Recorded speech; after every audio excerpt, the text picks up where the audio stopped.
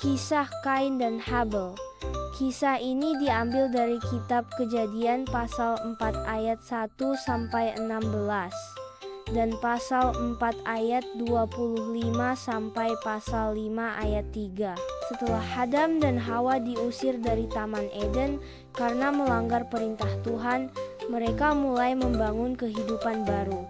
Mereka bekerja keras di tanah yang penuh semak, namun Tuhan tetap menyertai mereka. Dalam Kejadian pasal 4 ayat 1-2, Hawa melahirkan anak pertama dan menamainya Kain.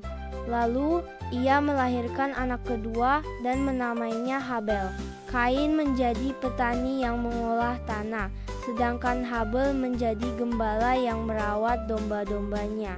Suatu hari, seperti tertulis dalam Kejadian pasal 4 ayat 3-4, Kain dan Habel mempersembahkan korban kepada Tuhan. Kain mempersembahkan hasil tanahnya, sementara Habel mempersembahkan domba sulung yang terbaik.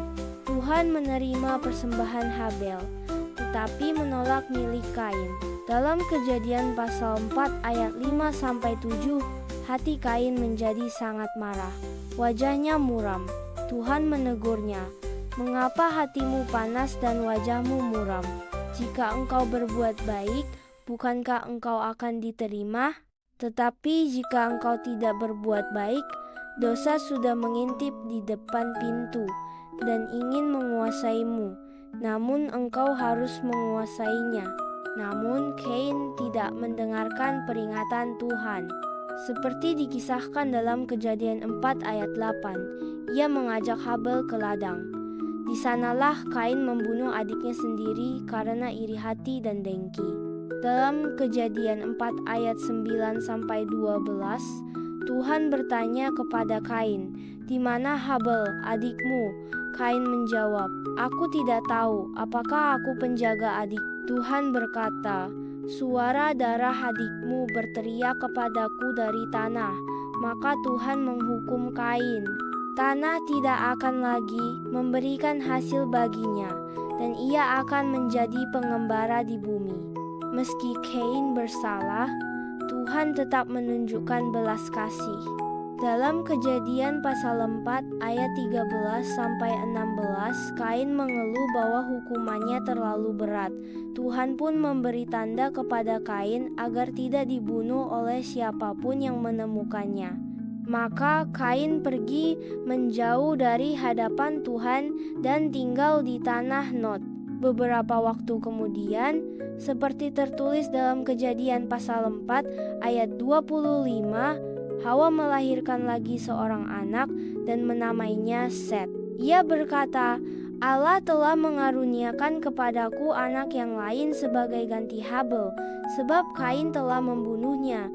Kejadian pasal 5 ayat 3 menyebut bahwa Adam berumur 130 tahun saat memperanakkan Set. Melalui keturunan Set, manusia kembali mengenal Tuhan dan memanggil namanya.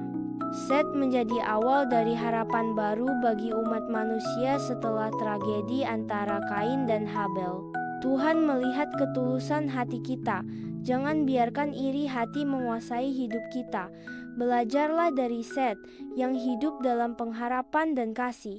Tuhan selalu memberi kesempatan baru bagi mereka yang mau bertobat dan kembali kepadanya. Anak-anak yang terkasih, mari kita belajar untuk selalu bersyukur, rendah hati, dan penuh kasih kepada saudara serta teman-teman kita. Tuhan ingin kita saling mengasihi, bukan saling membenci. Jika kita melakukan yang baik, Tuhan akan senang dan memberkati kita semua.